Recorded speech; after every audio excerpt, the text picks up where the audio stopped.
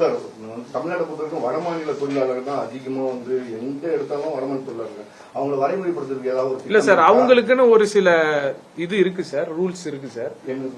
அதான் சார், அந்த ரூல்ஸுக்கு மேக் பண்ணி தான் நம்ம நெக்ஸ்ட் அந்த அவங்களுடைய அந்த திட்டமா இருக்கட்டும், இஎஸ்ஐயா இருக்கட்டும், நிறைய அவங்களுக்கு நாளைக்கு சேஃப்டி மெஷர்ஸ்க்கு நிறைய ஒண்ணு இருக்கு சார். அது ரிலேட்டடா சார் நம்ம எல்லாமே செஞ்சுக்கிட்டு வரோம். அவங்களுக்கு உள்ள அந்த நல திட்டங்களும் நம்ம செஞ்சுக்கிட்டு. இல்ல சார், அதுக்குன்னு சம் ரூல்ஸ் இருக்கு. அவங்களுக்குன்னு அவங்க அந்த பேப்பர்ஸ் இதெல்லாம் கைட்லைன் பண்ணி ஆன்லைன்ல ரெஜிஸ்ட்ரேஷன் பண்ணி பண்ணணும் சார். அதுக்கும் நம்ம அந்தந்த ஃபேக்டரிஸை இன்ஸ்ட்ரக்ட் பண்ணி பண்ணிட்டு இருக்கோம். கண்டிப்பா சார். அவங்க ஃபேக்டரிஸ்ல இருக்கிறவங்க வட மாநிலத்துல இருக்கிறவங்க எவ்வளவு பேர் இருக்காங்க, நம்ம தமிழ்நாட்டை சேர்ந்தவங்க எவ்வளவு இருக்காங்க, எல்லாமே லெட்ஜர் போட்டு எங்களுக்கு கொடுக்கணும் சார். அது அந்தந்த டிஸ்ட்ரிக்ட் லெவல்ல இருக்க ஜேடிஸ் எல்லாருமே ஃபாலோ பண்ணுவாங்க. பெரிய சவாலா இருக்கு மிகப்பெரிய ஒரு இது. நீங்க புதுசா வந்திருக்கும் போது பார்க்கும்போது ஃபீல்டுக்கு போகும்போது உங்களுக்கு எந்தெந்த மாதிரியான சவால்னு இதை நம்ம பார்க்காம கடமைன்னு பார்த்து நம்ம செஞ்சுக்கிட்டு இருக்கோம் சார். கிட்டத்தட்ட 56 லட்சம் பேர் நம்மளுடைய தொழிலாளர் நலத்துறையில இருக்காங்க. அது மட்டும் இல்லாம அவங்களுக்கு நிறைய பெனிஃபிஷியரிஸ் இருக்கு, நிறைய இருக்கு சார். எல்லாமே செஞ்சுக்கிட்டு வரோம் சார். முடிஞ்ச போகும்போது பாத்தீங்கன்னா முதல்ல இருந்த கவர்மெண்ட் வேற மாதிரி இருந்திருக்கும், உங்களுக்கு போகும்போது நிறைய பாதுகாப்பு சார். இப்ப எங்களுக்கு தகவல் படி வேலைகள்லாம் நிம்மதியா நடக்குது, எங்களை டிரான்ஸ்பரண்டா வேலை பார்க்க வருவீங்கன்னு சொல்றாங்க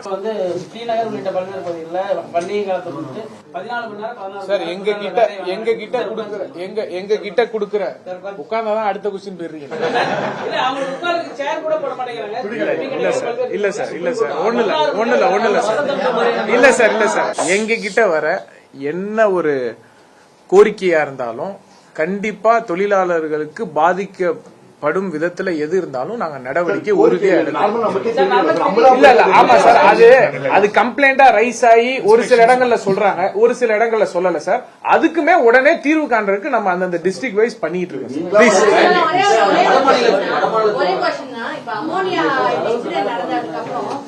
வட மாநில தொழிலாளர்கள் யாரு என்னன்றதே தெரியல. இப்ப அரக்கோணம், செங்கல்பட்டு இந்த மாதிரி நிறைய மாவட்டங்கள்ல நிறைய பீகார் தான் இருக்காங்க. இவங்களுக்கான நம்ம என்ன சட்டத்தை இது பண்ணிருக்கோம்னா, இது சென்ட்ரல் கவர்மெண்ட் கீழே தான் வருது, ஸ்டேட் கவர்மெண்ட்ல இல்ல. அப்படி இருக்கும்போது நம்மளுடைய தலையீடு என்ன இருக்கும்? மேடம், ஆனரபிள் மினிஸ்டர் சார் சொன்ன மாதிரி நம்மளுடைய ஸ்டேட்ல இன்டர்ஸ்டேட் மைக்ரண்ட் ஒர்க்கர்ஸ், வெளிமாநில தொழிலாளர்கள் ரொம்ப அதிகமா இருக்காங்க. கிட்டத்தட்ட 50 லட்சம் மேற்பட்டவர் இருப்பார். நம்ம ஆல்ரெடி நம்மளுடைய போர்ட்டல்ல 13.4 லட்சம் என்யூமரேட் பண்ணி வச்சிருக்கிறோம். ஃபேக்டரிஸ் மற்றும் எஸ்டாப்ளிஷ்மெண்ட்ஸ்ல நம்ம துறை அலுவலர்கள் மற்றும் அசோசியேஷன்ஸோட மீட் பண்ணிட்டு என்யூமரேட் பண்ணிட்டு இருக்கோம். ஸோ ஃபேக்டரிஸ் இருக்கிற ஒர்க்கர்ஸ் எல்லாம் என்யூமரேஷன் ஆனது தொடர்ந்து இந்த என்யூமரேஷன் போயிட்டே இருக்கும். ஆனரபிள் மினிஸ்டர் இப்ப சொல்லிருக்கிற வேரியஸ் ஆஸ்பெக்ட்ஸ்ல கம்ப்ளைண்ட்ஸ் இருக்கிறது எல்லாம் கம்ப்ளைண்ட் பேஸ், ரெண்டு நம்ம இன்ஸ்பெக்ஷன் பேஸ்ல நம்ம செக் பண்ணிட்டே இருக்கிறோம். So enumeration will continue. இல்ல அவங்களுக்கு இந்த ஊதியம்ன்றது தமிழர்களுக்கு கொடுக்கக்கூடிய ஊதியத்தை விட குறைவான ஊதியம் தான் கொடுக்கப்படுது. அதனாலதான் அவங்க அங்க தங்க வச்சு 3 வேளை சாப்பாடு கொடுத்துட்டு வேலை வாங்குறாங்க அப்படின்னு ஒரு குற்றச்சாட்டு இருக்கு.